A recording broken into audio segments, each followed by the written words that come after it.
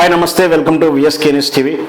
రేవంత్ రెడ్డి మూడు ప్రధానమైనటువంటి ముఖ్యమైనటువంటి కఠినమైనటువంటి సెక్షన్ల కేసుల ద్వారా అరెస్ట్ కాబోతున్నాడా అనే అనుమానం.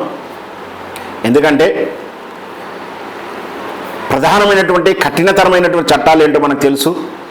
ఫోక్సో చట్టం. ఈ ఫోక్సో చట్టం ద్వారా కూడా రేవంత్ రెడ్డి అరెస్ట్ అవుతాడా అన్న అనుమానం వ్యక్తమవుతూ ఉంది.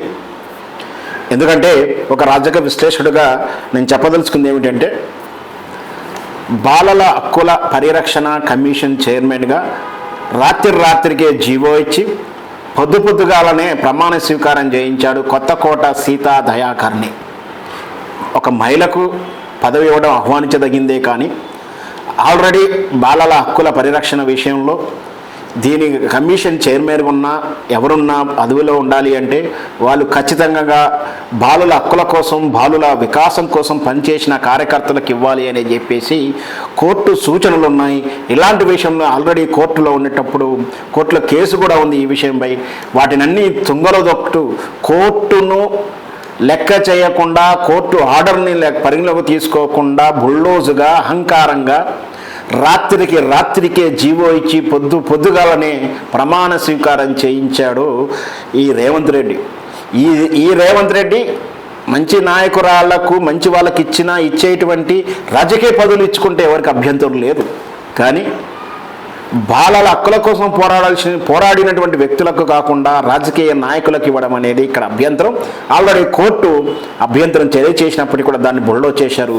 ఈ విధంగా బాలుల యొక్క వికాసానికి పనిచేయాల్సిన కమిషను వాళ్ళ అభ్యుదయానికి పనిచేసిన వ్యక్తులు కాకుండా వాళ్ళ అభ్యుదయాన్ని అణిచివేయటం, వాళ్ళ మనోభావాలను దెబ్బతీస్తే ఫోక్సో చట్టం అమలుగా ఉంటుంది. మీకు ఆ విషయం తెలుసు అనుకుంటా. అంటే ఒక 18 సంవత్సరాల పిల్లల లోపు ఉన్నటువంటి మైనర్ పిల్లలకు వాళ్ళని హేళన చేసినా, వాళ్ళని అభివృద్ధికి ఆటంకం కలిగించినా, వాళ్ళ మనోవికాసానికి దెబ్బ తగిలినా, వాళ్ళ అభ్యున్నతికి ఏది కూడా వాళ్ళ అభ్యున్నతికి అడ్డం వస్తే అవన్నీ కూడా ఫోక్సో చట్టం ప్రకారం ఓన్లీ రేప్ చేస్తూనో అబ్యూజ్ చేస్తూనే కాదు, వాళ్ళని కించపరిచినా, వాళ్ళ డెవలప్మెంట్కి కానీ వాళ్ళ మానసిక వికాసానికి కానీ అడ్డం పడితే కూడా ఫోక్సో చట్టం సెక్షన్స్ వర్తిస్తాయి.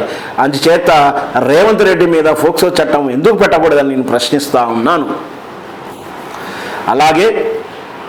అలాగే ఈ కోర్టు ధిక్కరణ కేసు కూడా నమోదు చేయాల్సిన అవసరం కూడా ఉంటుందనేది నా అభిప్రాయం.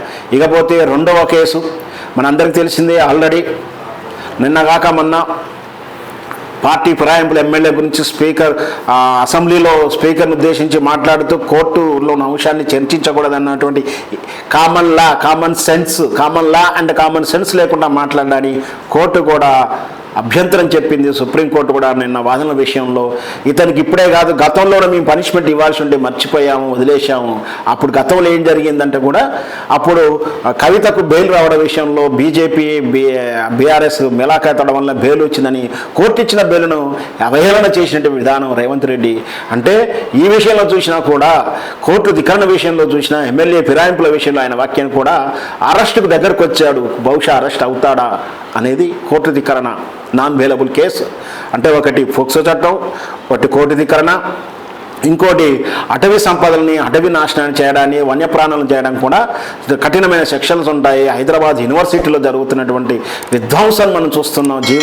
జీవులు, లేళ్లు, జింకలు ఏ విధంగా ప్రాణాలు తల్లడిల్లుతూ రోడ్డు మీదకి పరిగెత్తుకోవచ్చు, దాహానికి నీళ్లకు ఎంత తల్లాడుతున్నాయో, ఆహారానికి ఎంత ఇబ్బంది పడుతుందో ఇళ్లలోకి వస్తున్నటువంటి వీడియోలు నిన్న నుంచి మనం చూస్తూ ఉన్నాం. సో అటవీ శాఖ ప్రకారం చూసినా కూడా రేవంత్ రెడ్డి మీద కఠినమైన సెక్షన్లు పెట్టాలి, కఠినమైనటువంటి శిక్షలు ఇవ్వడేటువంటి సెక్షన్లు అప్లై అవుతాయి. ఖచ్చితంగా రేవంత్ రెడ్డిని అరెస్టు చేయాల్సిందే అని కూడా నేను డిమాండ్ చేస్తూ ఉన్నాను.